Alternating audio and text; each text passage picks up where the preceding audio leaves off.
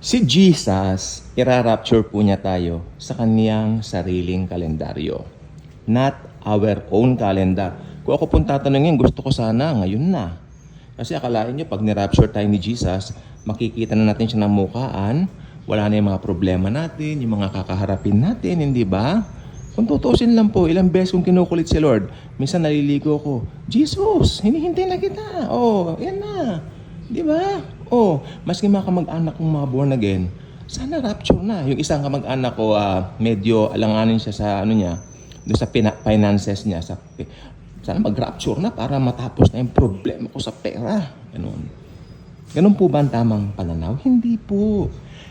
We are longing for the rapture because we love to see Jesus face to face.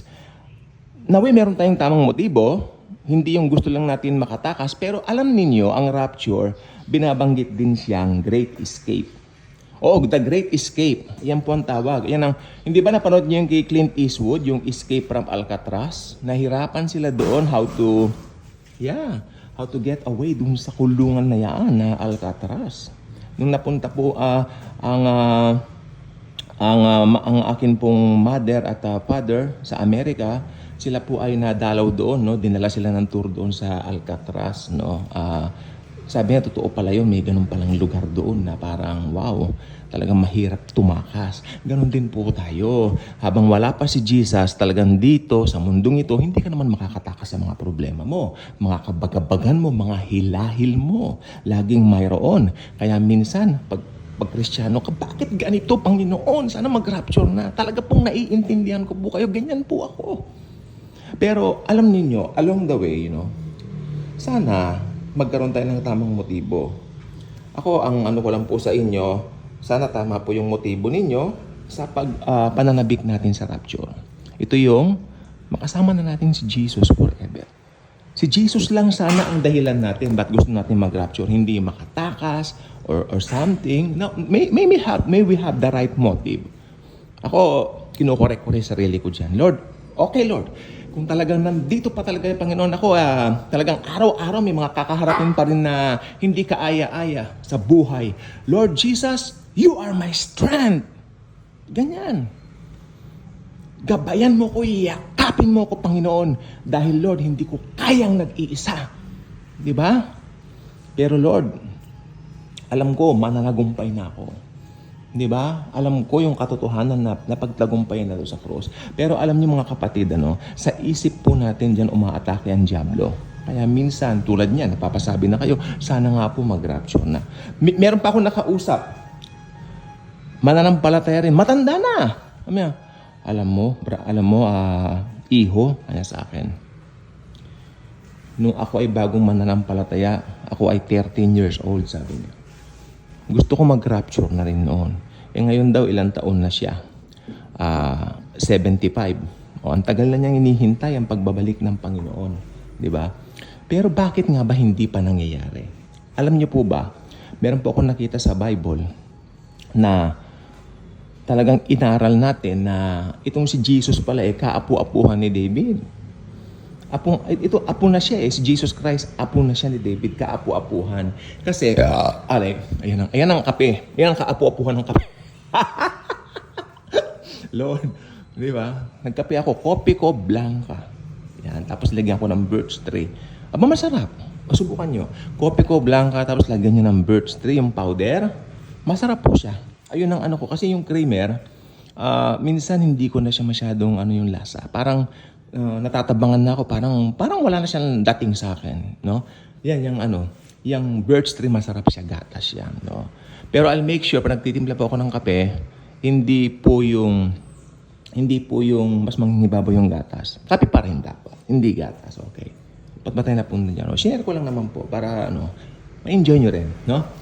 So, yung pagitan pala ni Jesus at saka ni King David at saka ni Jesus, siyempre, ito pala ay malayo din, no? So, talaga po namang masasabi po natin ang mga prophecy sa Bible, matagal po bago mangyari. Tingnan natin.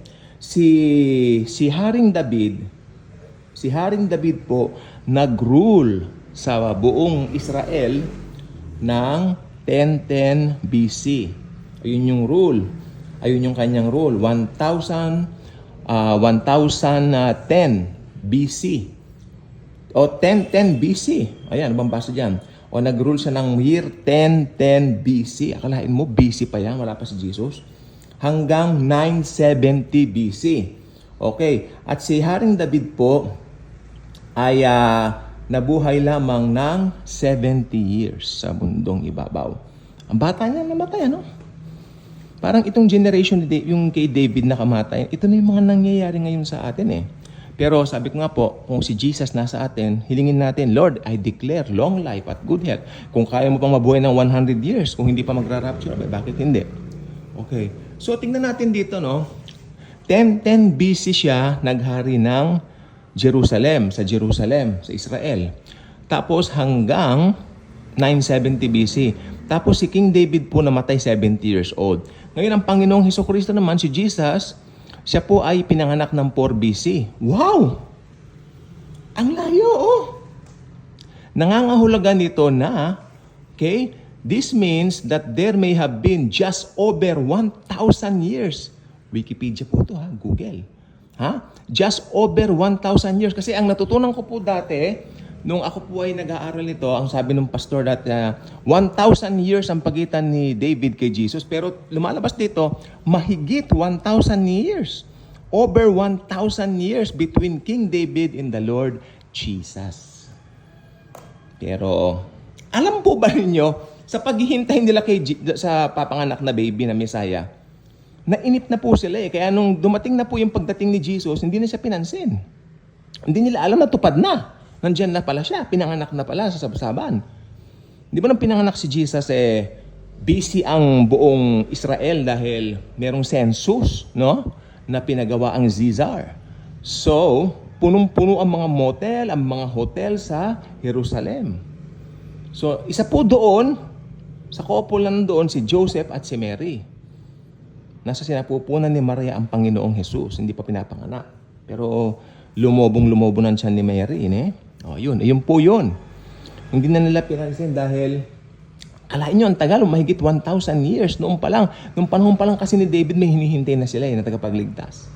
Pero ang tagal. Pero nung dumating na si Jesus, after mahigit 1,000 years, hindi ba? Parang hindi na nila pinansin. Kasi yung pagitan po ng Malakay at saka ng Mateo, ito po ay pagitan ng 430 years. Oo. So, mahaba po yon. Yun po, silent years na yon. Bago dumating si Jesus, wala nang mga propeta, wala nang nangangaral, tinamad na sila. Dahil, tingnan nyo ha, ang nangyari po sa Israel, kinubgob sila, sinakop sila, nawalan na sila ng tiwala rin sa Diyos. Na may darating pa nga. Diba? Na tagapagligtas. Pero, doon sa hindi nila inaasahan, pagkatapos ng 430 years ng silent years na yan, diba? Mula Malakay, hanggang New Testament ang Matthew, hindi nila pinapansin na ang Biblia, hindi na sila nagdadasal, hindi na nagpre-pray, pray, dasal, pareho din. Nga pala. Okay, hindi na sila excited doon sa darating na tagapagligtas. Nung hindi na sila excited, tahimik na ang lahat, doon dumating si Jesus. Pinanganak sa sabsaban. Thank you, Jesus, for that. Ganun po. Pero, anong point dito? Dumating pa rin siya.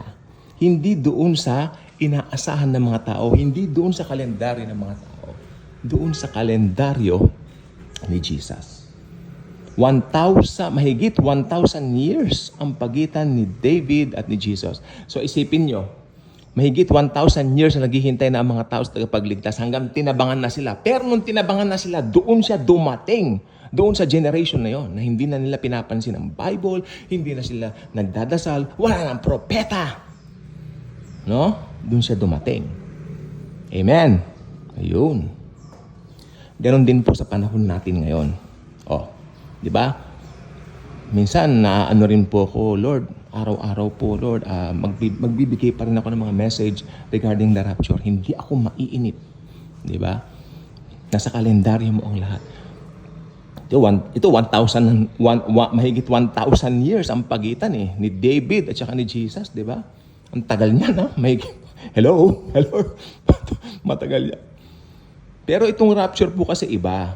Marami na po kasing senyales na nakikita natin sa paligid. Mangyayari yan. Kaya lang, siyempre yung iba, parang tinutuya na tayo. Yan, puro kayo pangaral ng rapture. Wala, hindi pa nangyayari. Ganon. Aba, hindi po tayo ang tinutuya nila. Si Jesus mismo. Tandaan niyo, lahat ng pangako ni Jesus matutupad. Pag sinabi niya, ira-rapture tayo. Halimbawa, nagsisipilyo ka ng may Colgate ka, naglagay ka na ng Colgate sa sipilyo mo. Hindi mo na may lalagay yung sa ngipin mo kasi bumagsak na yung sipilyo mo kasi ni-rapture ka na. Oh, di ba? Halimbawa, sasakay ka ng MRT. Tapos papasok ka pa doon sa, anong tawag doon? Pinto ng MRT. Tapos, hindi ka pa man nakakapasok doon, nawala ka ng bigla. Naiwan doon yung short, yung pantalon mo, lahat, naiwan. Kasi hindi pa papasok yan sa Hindi pwede yan sa Kasi yan tangible yan Rapture lang, glorified body ka na Kinuha ka na ni Jesus. Mangyayari po yan. Tandaan nyo, 1,000 years mahigit ang pagitan ni David at ni Jesus, pero natupad pa rin. Ngayon din po, maski matagal tayo naghihintay, patuloy tayo mag-preach ng rapture, na araw-araw nating i-preach ang rapture. Dahil tulad ng yan, 1,000 years mahigit ang pagitan ni David at ni Jesus, natupad, matutupad din po ang rapture. Ngayon na sana ang 2024. Bye-bye.